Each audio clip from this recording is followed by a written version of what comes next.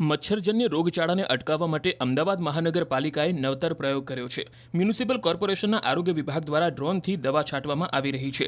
એએમસીના ખુલ્લા plot, estate godown, police godown કે બંધ પડેલા વાહનો કે મિલકતના ધાબે ડ્રોનની મદદથી દવા છાંટવાનો પ્રયોગ કરાયો છે। ઉલ્લેખનીય છે કે એસ્ટેટ વિભાગના ગોડાઉનમાં ભંગારમાં મચ્છરોનું બ્રીડિંગ મોટા પ્રમાણમાં થતું હોય છે, ત્યારે માલસામાન વચ્ચે બ્રીડિંગ રોકવા ફોગિંગ મશીન કે સ્ટાફ દવા છાંટી શકતો નથી, જેના કારણે ડ્રોનનો નવતર પ્રયોગ હાથ ધરવામાં આવ્યો। આ અગાઉ જીએમડીસી મેદાનમાં ડ્રોનની મદદથી દવા છાંટવાનો પ્રયોગ કરાયો હતો, જે સફળ નીવડતા હવે મનપાએ વધુ એક પ્રયોગ હાથ ધર્યો છે।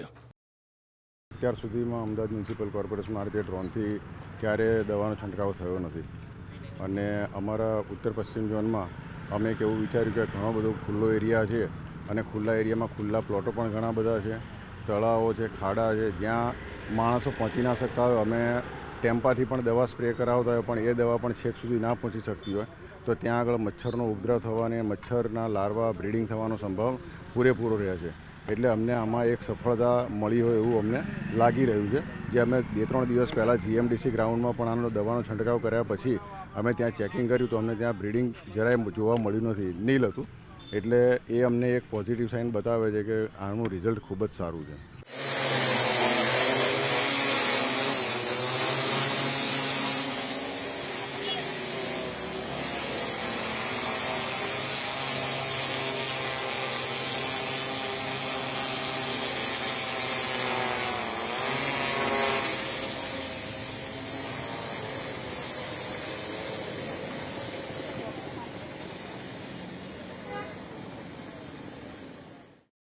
મચ્છરજન્ય રોગચાળાને અટકાવવા માટે અમદાવાદ મહાનગરપાલિકાએ નવતર પ્રયોગ કર્યો છે। મ્યુનિસિપલ કોર્પોરેશનના આરોગ્ય વિભાગ દ્વારા ડ્રોનથી દવા છાંટવામાં આવી રહી છે।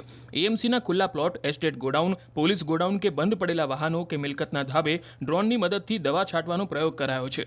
ઉલ્લેખનીય છે કે એસ્ટેટ વિભાગના ગોડાઉનમાં ભંગારમાં મચ્છરોનું બ્રીડિંગ મોટા પ્રમાણમાં થતું હોય છે, ત્યારે માલસામાન વચ્ચે બ્રીડિંગ રોકવા ફોગિંગ મશીન કે સ્ટાફ દવા છાંટી શકતો નથી, જેના કારણે ડ્રોનનો નવતર પ્રયોગ હાથ ધરવામાં આવ્યો। આ અગાઉ જીએમડીસી મેદાનમાં ડ્રોનની મદદથી દવા છાંટવાનો પ્રયોગ કરાયો હતો, જે સફળ નીવડતા હવે મનપાએ વધુ એક પ્રયોગ હાથ ધર્યો છે।